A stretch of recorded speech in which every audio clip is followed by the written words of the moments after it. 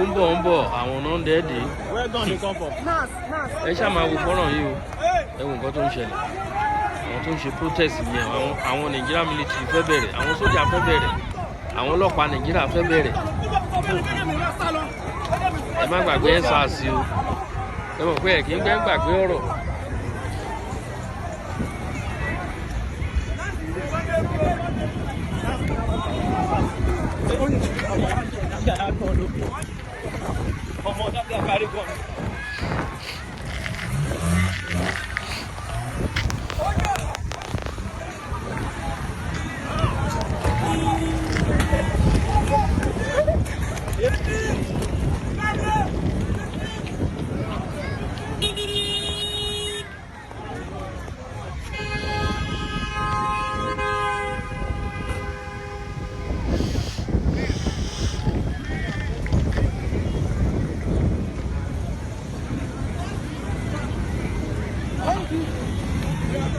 Everybody go UI.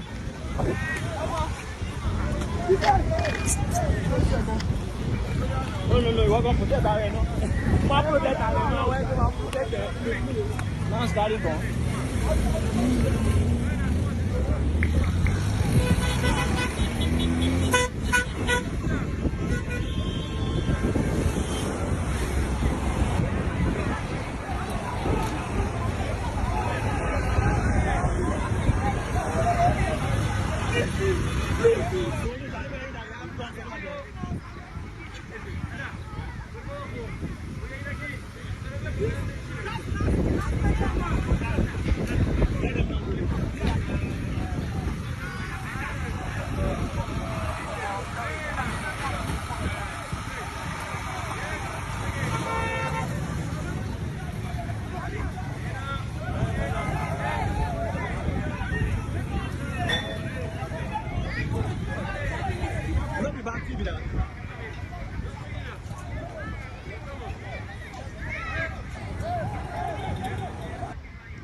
Nàìjíríà wọn pẹ́ ń gbàgbé ọ̀rọ̀.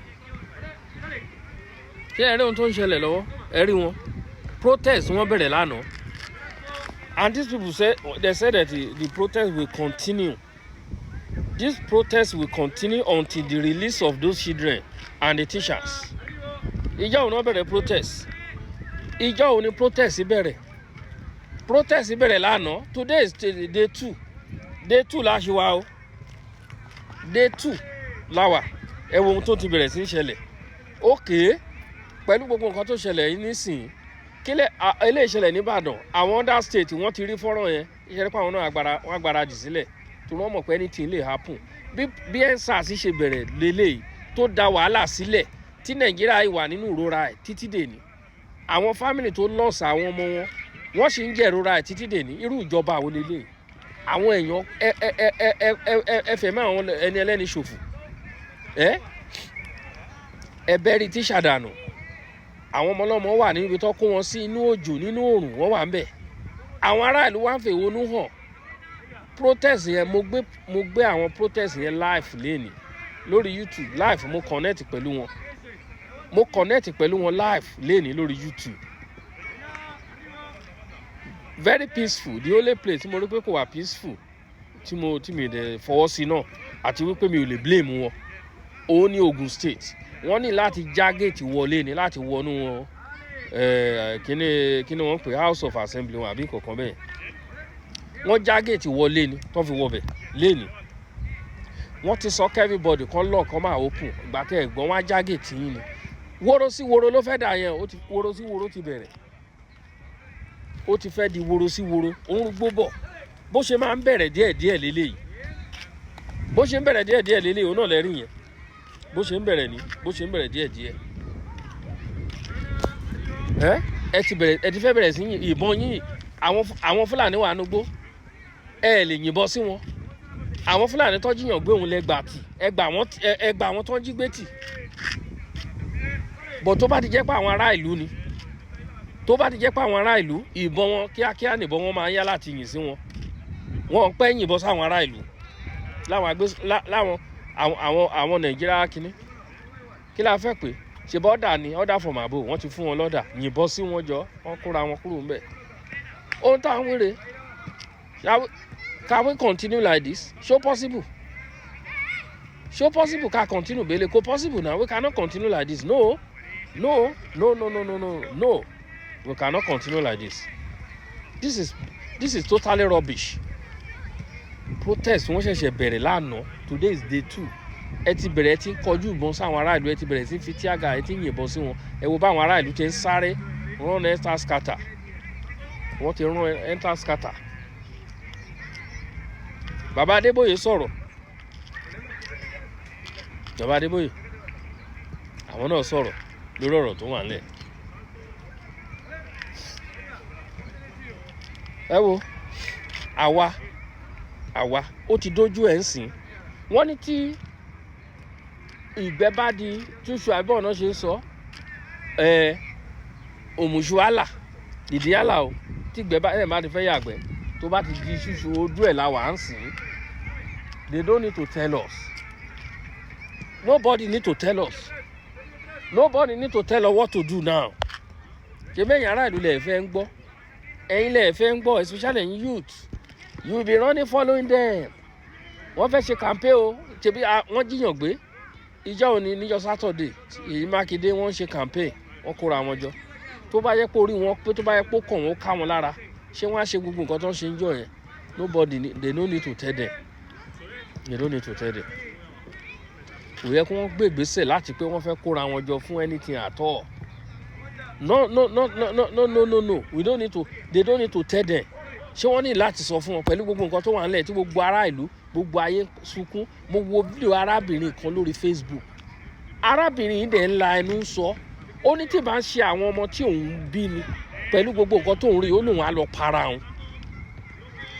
Nígbà tó rí nǹkan tí àwọn ọmọdé wọ̀nyẹn ń go through lọ́wọ́ àwọn Fúlàní wọ̀nyí, ó rí nǹkan tí wọ́n ń là kọjá lọ́wọ́ àwọn ajínigbé wọ̀nyí. Arábìnrin yìí tó bá jẹ́ pé tí bá ń ṣe pé ta ló ń fẹ́ fọmọ ńlẹ̀ fún, ó lóun á lọ para òun ni.